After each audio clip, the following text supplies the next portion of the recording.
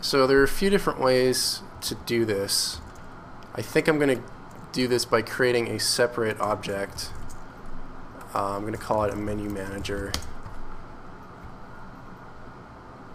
I'm going to create a new script for that. By the way, I have no plan for what I'm doing, so I'm making this up as I go along. You may have noticed. So in here I'm going to create a list of menu items. And that's all we need to do that. These square brackets basically mean that we're going to create a new array. And an array is essentially, spelled like this, array, basically means that we're going to have a list of something.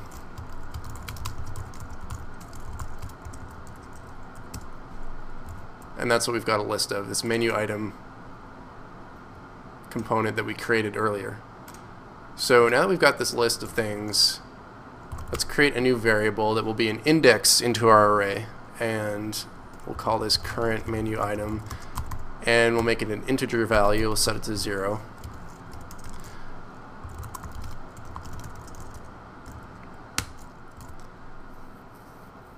And now in our update, we're going to check input. Let's get axis raw, vertical is greater than, now I forget which way the axes go.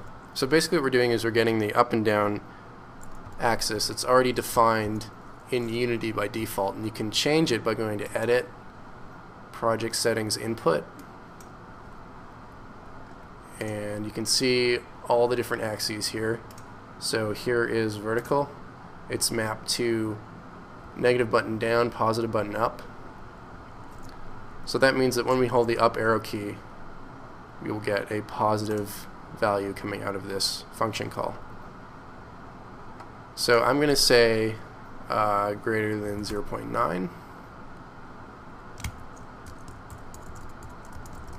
And this should be up. So current menu item minus minus, subtract 1 from current menu item. If current menu item is less than 0, current menu item equals 0. So we don't want to go past the top of the menu. We're going to block that.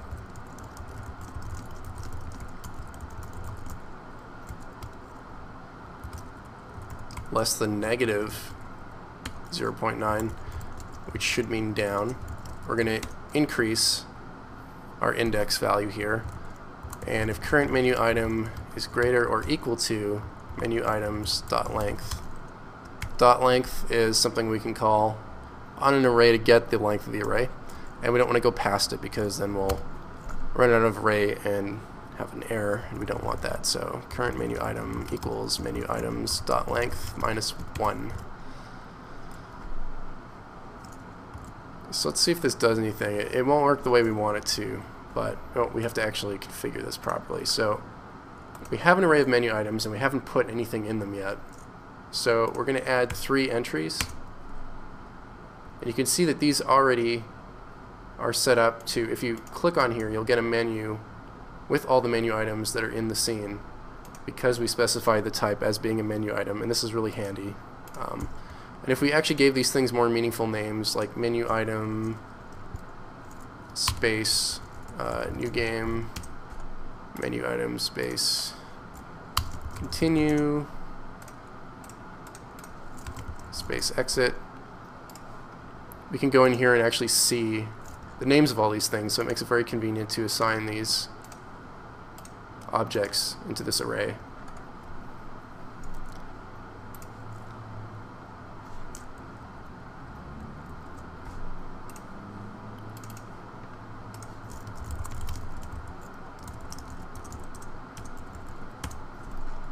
So when we start off, we're going to want to highlight the first menu item.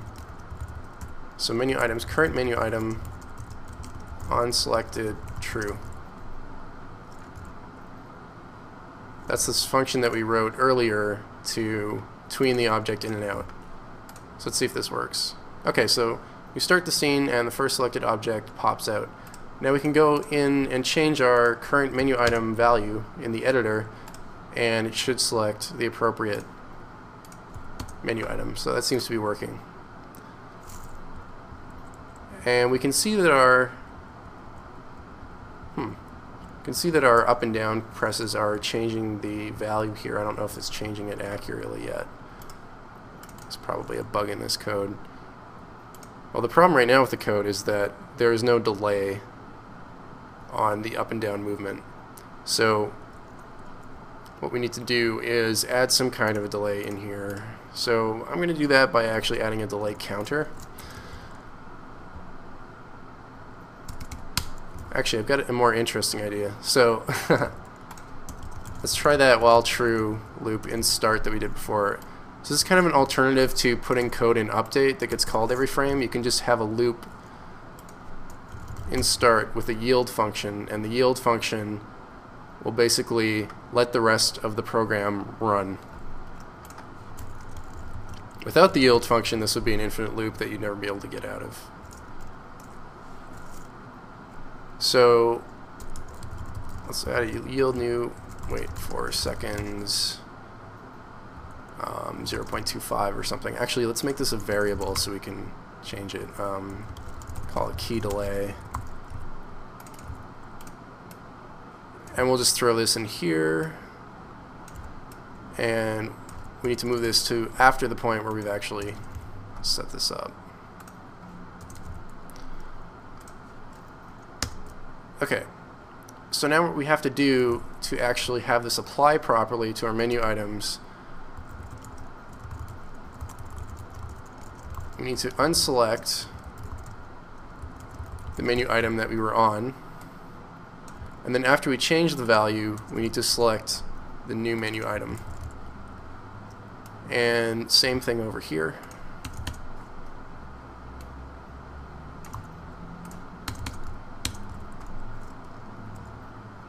Okay, let's see if this works.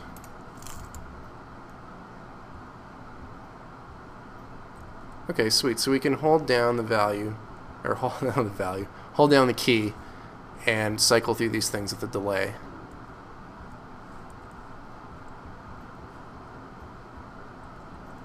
Now, one of the errors with this that we have right now is it deactivates the last one if you push down again past the furthest value. So calling this on selected false and then calling true seems to be causing troubles for this function. I guess you can't override the itween move to in the same frame.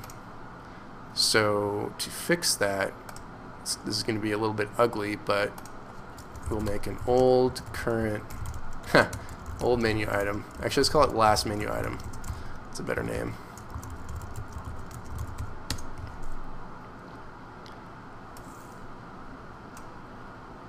We'll move this over here.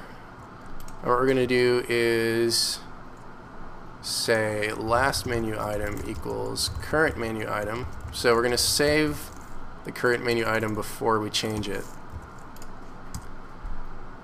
And then we're going to check here if last menu item doesn't equal current menu item.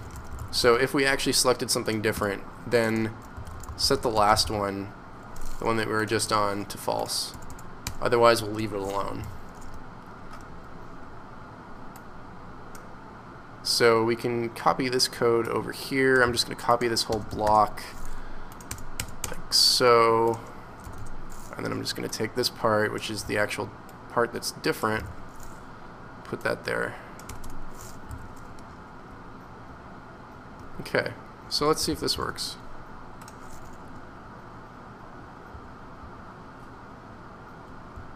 Yeah, it's a little weird because it'll keep on resetting this interpolation. So to do even better than that, we can probably just put all of this into this call, so it won't actually set the object. It won't actually call onSelected true in addition to that. I think we might as well leave the delay in there. That's okay. You could probably get rid of the delay too. It would just behave a little bit differently. Okay, there, we've got rid of all the weird jiggling stuff.